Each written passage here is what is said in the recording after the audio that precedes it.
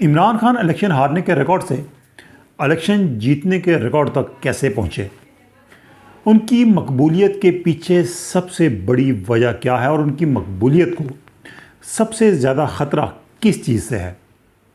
और तहरीक इंसाफ का इंतखाबी निशान तो बैट है, लेकिन वो कोई और इंतखाबी निशान लेना चाह रहे थे, तो फिर उन्होंने बैट का इंतखाबी निशान किसके कहने पे लिया। तहरीक इंसाफ के बारे में कुछ दिलचस्प हक़ाइक़, वो सब कुछ जो आप जानना चाहते हैं आज की वीडियो में मिलेगा आपको। मैं हूं सरफराज राजा।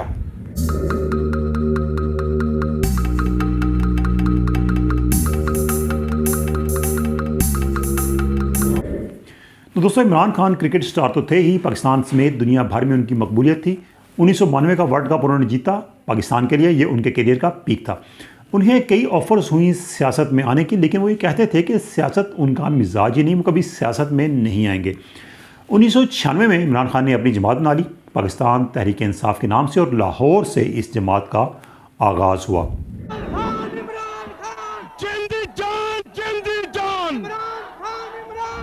आप जब तहरीक को ज्वाइन करें, अपने दोस्तों को शामिल करें इसमें।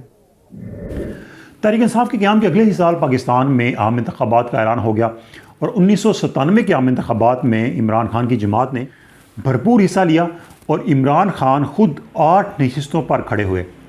लाहौर की 2 नशिस्तें, कराची की 2 नशिस्तें, मियाँ वाली, डी आई खान, सवात और इस्लामाबाद से वो इलेक्शन में सामने आए। उन्होंने नवाज शरीफ का मुकाबला किया, मौलाना फजल रहमान का मुकाबला किया, और कराची में डॉक्टर फारूक सत्तार के मुकाबले में इंतखाबात में हिस्सा लिया। इन 8 नशिस्तों में से इमरान खान की 6 नशिस्तों पर ज़मानत ज़ब्त हो गई, और मजमूई तौर पर जो उन्होंने वोट हासिल किए 8 नशिस्तों पर, वो तकरीबन 53,000 वोट थे, जो तमाम की तमाम नशिस्तों पर जहाँ पर वो खड़े हुए थे उनके कुल मिला के वोट बनते थे। इन इंतखाबात में इमरान खान ने, उनकी जमात ने चिराग के इंतखाबी निशान से हिस्सा लिया था, लेकिन पहला इंतखाब नाकामी की सूरत में रहा और उनकी जमात कोई भी नशिस्त नहीं जीत सकी। 2002 के आम इंतखाबात जो हुए, परवेज़ मुशर्रफ की रजीम के तहत इंतखाबात थे, इनमें इमरान खान को पहली कामयाबी मिली और वो मियाँ वाली से रुकने कौमी असम्बली मुंतखब हुए पहली बार, और इस बार उनका इंतखाबी निशान बैट था। इंतखाबी निशान की भी कहानी दिलचस्प है। 2013 में तहरीक इंसाफ ने इंतखाबी निशान तराजू लेने के लिए दरख्वास्त दी इलेक्शन कमीशन में। वो चाहते थे कि उनका चूँकि तहरीक इंसाफ नाम है जमात का, तो इंसाफ के हवाले से तराजू का इंतखाबी निशान उनके लिए बहुत सूट करेगा।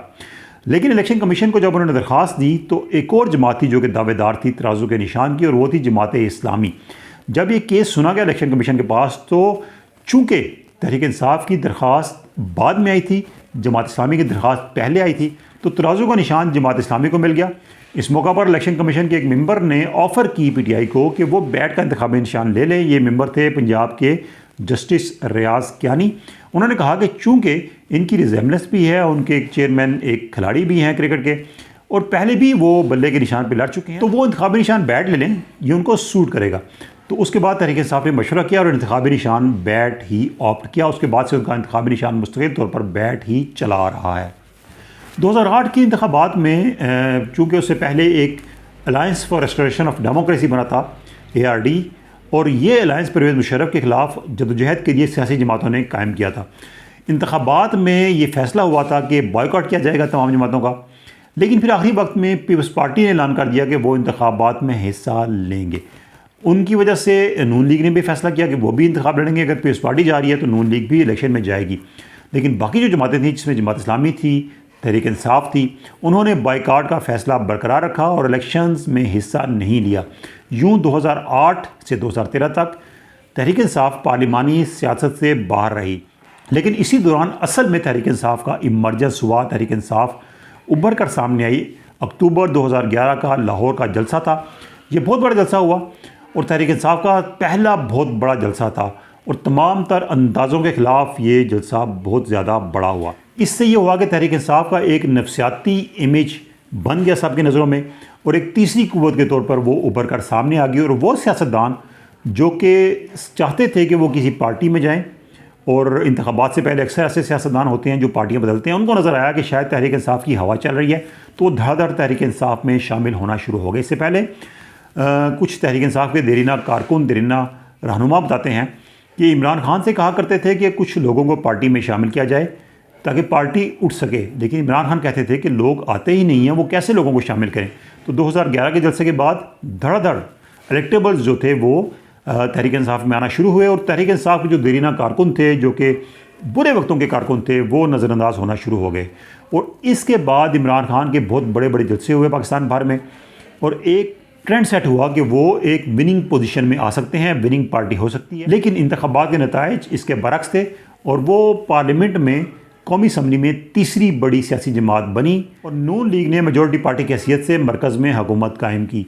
अब तहरीक इंसाफ ने अपनी इस शिकस्त के बाद मुल्क गिर एहतजाज शुरू किया और एक आज़ादी मार्च लेकर इमरान खान लाहौर से इस्लामाबाद पहुँचे और इस्लामाबाद में उन्होंने धरना दिया। 126 दिन ये धरना जारी रहा और दिसंबर 2014 में पेशावर में सानिया APS के बाद इस धरने को ख़त्म करना पड़ा। ये धरना नाकाम रहा। इसमें वो मुतालबा लेकर आए थे कि वज़ीर-ए-आज़म नवाज़ शरीफ इस्तीफ़ा दें, लेकिन उनका इस्तीफ़ा नहीं हुआ और तहरीक इंसाफ को नाकामी का सामना करना पड़ा। उसके बाद भी तहरीक इंसाफ ने एजिटेशन की पॉलिटिक्स जारी रखी और फिर 2018 के इंतखाबात में मुल्क गिर कामयाबी हासिल की और मरकज़ में हुकूमत बनाई और इमरान खान बिलाखिर वज़ीर-ए-आज़म बनने में कामयाब हो गए। मैं इमरान अहमद खान नियाज़ी सच्चे दिल से हलफ उठाता हूँ। इन इंतखाबात में इमरान खान ने 5 नशिस्तों पर कामयाबी हासिल की थी, जो कि फिर एक रिकॉर्ड था। 2018 में तहरीक इंसाफ की जो कामयाबी थी उसको काफ़ी मुतनाज़ा करार दिया जाता है और बिलखसूस जो RTS था, RTS को अभी तक एक ताने के तौर पर यूज़ किया जाता है।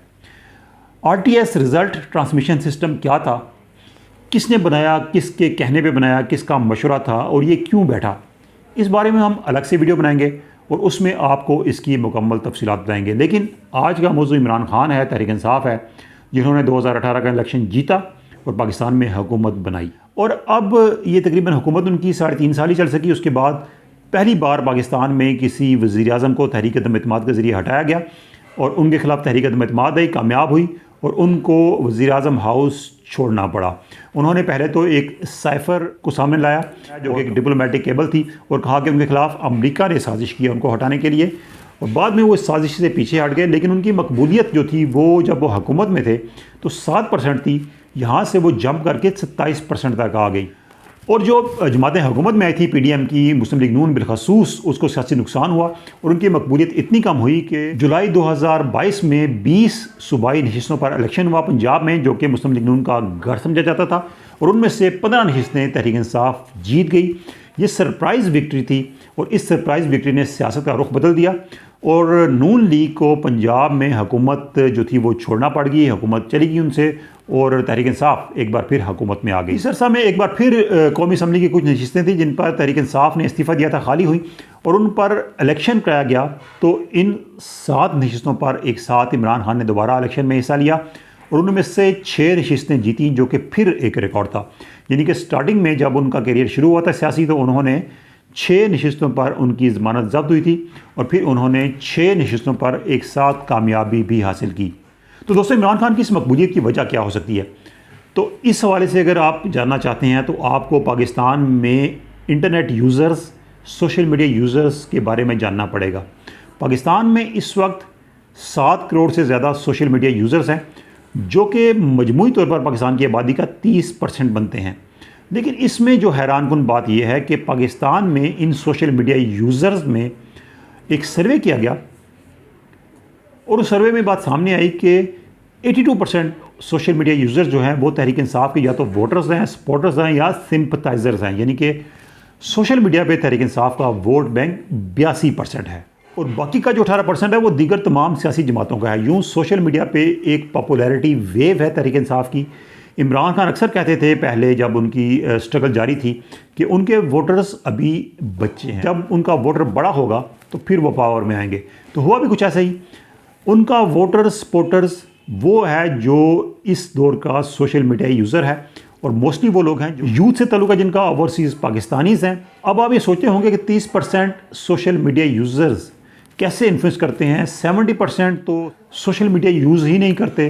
तो दोस्तों, ये 30% वो लोग हैं जो कि इन्फ्लुएंस करते हैं। इसमें पढ़े लिखे लोग हैं, इसमें वो लोग हैं जो कि किसी न किसी जगह पर इन्फ्लुएंस कर रहे होते हैं।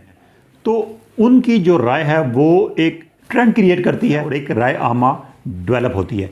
तो ये जो सोशल मीडिया की ताकत है इमरान खान की, इसको जमातों ने कैटर करने की कोशिश की, सियासी जमातों ने, लेकिन अभी तक कोई जमात कामयाब नहीं हो सकी कि वो सोशल मीडिया की वेव जो है उसको, इमरान खान की वेव को ख़त्म कर सकें या रोक सकें। तो दोस्तों, इमरान खान की इस मकबूलियत को ख़तरा किससे है? तो दोस्तों, इमरान खान की इस मकबूलियत को अगर किसी से ख़तरा है तो इमरान खान खुद हैं। इस वक्त तक इमरान खान की इस पॉपुलैरिटी वेव को कोई भी चैलेंज नहीं कर सका, लेकिन उनके अपने बयानात, उनके अपने जल्दबाजी में किए हुए फ़ैसले, उनके यू टर्न्स उनकी मकबूलियत को नुकसान पहुंचा रहे हैं। उनकी अपनी जमात के दरीना सियासी रहनुमा ये कहते हैं कि उनको इमरान खान के बयानात का दिफा करने में मुश्किल होती है, क्योंकि वो बात कर देते हैं, उसके बाद उस बात को संभालना मुश्किल हो जाता है। वो फ़ैसला कर देते हैं, उसको संभालना मुश्किल हो जाता है। जैसे कि उन्होंने फ़ैसला किया था कि वो असम्बलियाँ छोड़ देंगे, रिज़ाइन कर देंगे, बाद में तहरीक इंसाफ के अरकान अदालतों के चक्कर लगाते रहे कि उनके इस्तीफ़े मंजूर ना किए जाएं, और इस फ़ैसले का उनको बड़ा सियासी नुकसान हुआ। और यही समझा जाता है कि उनके इस तरह के फ़ैसले, उनके इस तरह के बयानात, उनकी ज़ुबान से अदा किए हुए अल्फाज उनको और उनकी मकबूलियत को नुकसान पहुंचा रहे हैं और आगे भी नुकसान पहुंचा सकते हैं।